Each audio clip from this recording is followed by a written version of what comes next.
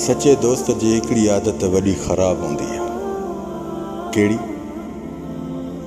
जे इंसाननि खां किनारो अख़्तियार करे वेंदो आहे न त उन्हनि खे ग़लती बि न ॿुधाईंदो आहे त तव्हांजी हीअ ग़लती आहे, हले वेंदो, गाइब थी वेंदो। सचो इंसान गाइब थी वेंदो।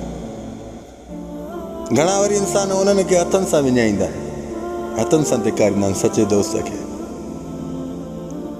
जॾहिं वरी उनखे हथ सां धिकारे पोइ घणा वरी अहिड़ा बि आहिनि मुनाफ़िक़त जो करार बि ॾेई छॾींदा आहिनि उन्हनि खे। बाबा सभ खां पहिरियों मां हिकिड़ी तव्हां सां ॻाल्हि कयां थो, तव्हां उहे इंसान आहियो सचनि इंसाननि जी तलाश कंदा आहियो पर पाण उन्हनि सां सचा न थींदा आहियो। ख़ुदा जो कसम ग़लति ॻाल्हि नथो कयां। सचो इंसान तव्हांजे ॾुखे वक़्त में कुल्लो कुल्ले सां मिलाए बीहंदो आहे, टाइम पास बि ईअं तव्हांजी मदद कंदो। टाइम पास दोस्त जेको आहे न त उहो बि तव्हांजी मदद कंदो। जहिड़े वक़्तु तव्हां कंहिं शइ जे लाइ चवंदोसि तव्हांजे आॾो कंदो, पैसा चवंदोसि पैसा बि तव्हांखे ॾींदो, तव्हां जंहिं कम लाइ चवंदो उहो बि तव्हां सां गॾु हलंदो।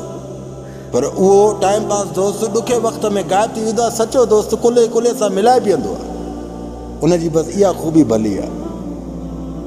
मर्द मरी वेंदो, तुंहिंजे ऐबनि खे फाश न कंदो, माना तुंहिंजा ऐब हिते हुते ज़ाहिर न कंदो वतंदो। इहे टाइम पास वारा तव्हांखे छा कंदा, तव्हांखे तकलीफ़ में ॾिसी करे बि अञा हिते हुते माना वॾा तव्हांजे मथां हुकूं हलाईंदा, ट्राजा हलाईंदा, धमाका हलाईंदा, खिल बि कंदा, वरी उन ॻाल्हि खे एॾो माना वधाए वेंदा जो तव्हां रहंदो उन मुनाफ़िक़नि उन्हनि टाइम पास वारनि खे ॾिसी करे बि तव्हां पंहिंजा रवैया चेंज कंदा आहियो। बाबा रवैया ॾिसो न, सभ खां पहिरियों त मां इहा तव्हांखे हिकु रिक्वेस्ट कंदुमि कि इंसाननि जे करे पंहिंजे पाण खे चेंज न कयो। तव्हां जहिड़ा आहियो उहे ई आहियो, उहे ई रहो।